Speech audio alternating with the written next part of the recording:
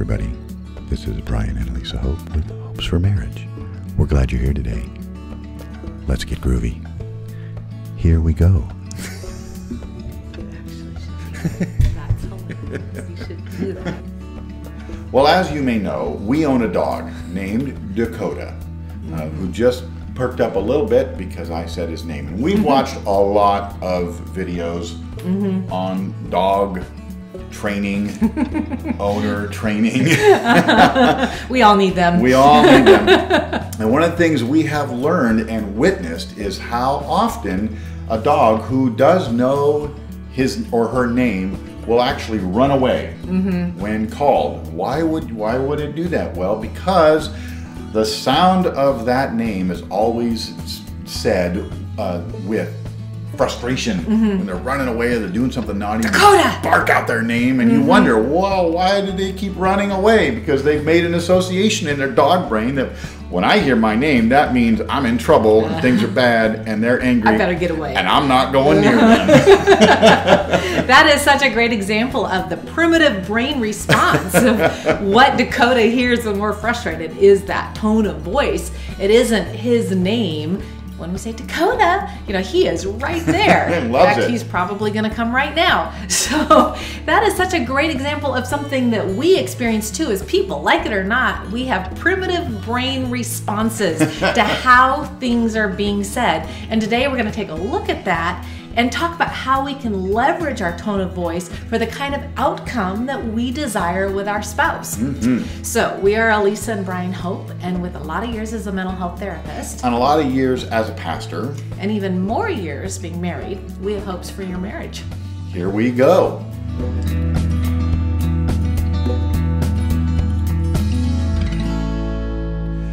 Tone of voice matters. We talked a little bit about it in our last episode, and we want to double down on it today because it's such a powerful non-verbal communication. What does that mean? Well, communication is a whole lot of things that we employ to communicate something to somebody. We obviously use words, but we use so much more. We use body language, which we'll talk about in a future episode, and we use tone of voice. And what that means is this nonverbal world is we pick up all this information about what is being said, who it's coming from, and how they think and feel about who we are that are beyond just the words we say. And we're going to look at 3 aspects of tone of voice today. Think of it like dials on an amplifier that you want to dial in just right for the moment. And so we're going to look at those 3 dials. First one is volume. This one is an easy one. Probably the first thing that you think about with tone of voice is volume that can go up or down. So when we are excited, but when we're agitated, angry, frustrated, our volume naturally goes up. God has wired us. We are like in our biology in a natural state of a higher volume when we have intense emotions. And then when we're relaxed, the volume comes back down in a really easy to listen to kind of range that is far more pleasant to the ears. The second dial is edge, or if you're a guitar player, it would be the gain. It's like, what's the edge of the tone? When we're agitated or in danger or amped up, that edge gets real sharp. And when we're relaxed, then it warms way down. And this is why nobody wants to have Fran Drescher or Rosie Perez read. I knew it was coming. Read their bedtime stories because they have such a sharp edge to their tone. It's just not relaxed. We want James Earl Jones. Oh, Keb Mo. I've been listening to him. Like, got such a sweet tone to their voice. It's so warm and inviting.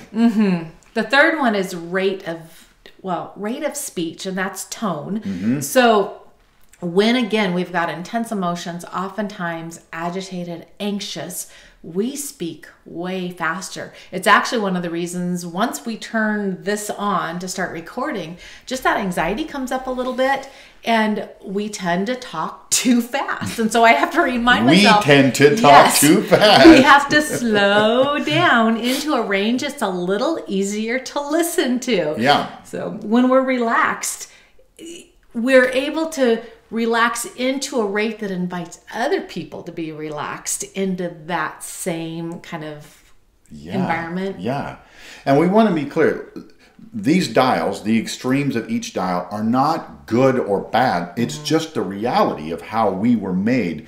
When our anxiety or agitation or danger goes up, we're going to be loud and edgy and quick. When it comes way down, we're going to be on the other side of it. There's a couple illustrations that come to my mind for this. One of them is the radio, which I've heard is still a thing. And so if you listen to political talk radio, you're going to get amped up. Oh. That's what they want you to feel like. So the volume, everybody's volume is loud. Everybody's tone is real edgy and sharp, and their pace is really quick. They just rapid fire through things. And that's by intent. Now, if you listen to public radio, well, NPR, it's quite the opposite. Their volume is low, their edge is real soft, and their rate of speech is very slow because they want you to kind of lean in and be engaged. Also thinking of terms of like music and a guitar amplifier. He could go a long time on this. This is a good one. It's a good one. Think about where you're going to perform. If you're going to be in a little cafe, you're going to turn those dials down. You're just going to overwhelm people. But if you're in a stadium, you want to turn them up because you want that energy. And so we want that to be in your mind as we're thinking about how to communicate to each other. Because we want you to be mindful. I see what you did there. Yes. So clever. Mindful. This is, again, opportunity to be curious and just observe all of this, being aware of what is going on. Because the irony is that oftentimes when we really want our spouse to listen, when we feel strongly about something, maybe we don't feel heard and we want them to hear us, what we do actually repels them and doesn't engage them. And so we will let loose, vent, rant, whatever, but our volume comes up, get sharp, pressured speech, and then our spouse, it is triggered. They're triggered because then their biology responds because they feel threatened. And in that space of being threatened, they go into fight or flight. So they retreat. They go to the basement or to the garage, or they fight back. And we're both then engaging with our primitive lizard brains and then wonder why nothing actually comes of it. Yeah. And what we want to do is to actually work from our frontal lobe, but we need to be in a relaxed state to do that, because our frontal lobe is where we make decisions, where we're able to actually process and respond with intentionality and access those things that we know to be true, and not just those things that we fear or the things that come up that we feel threatened by. That's the space that we want to get to and that we want to meet our spouse in. So it's important to get ourselves in that state. Yeah, it's much more enjoyable to communicate and to be heard when our frontal lobes can meet. In a calm state, you know. Which means you might need to take a deep breath. You might need to go for a walk. You might need to pray it out, cry it out, like get to the place of kind of getting yourself out of that fight or flight if you don't want to trigger the same response in your spouse. Yeah, good word. We want you to hear something. Jesus said, "Come to me, all who are weary and heavy burdened, and I will give you rest. Take my yoke upon you and learn from me, for I'm humble and meek at heart, and I want you to have rest for your soul." And you know, those are beautiful words. That's a beautiful invitation to hear the love of God in Jesus. And we want you to also hear that tone of voice in His Word that He gives us, that draws us in. It is a tone that makes us lean in rather than feel like we just want to back away. We live in such a pressured world where everything is vying for our aggressive attention, to fear us into action.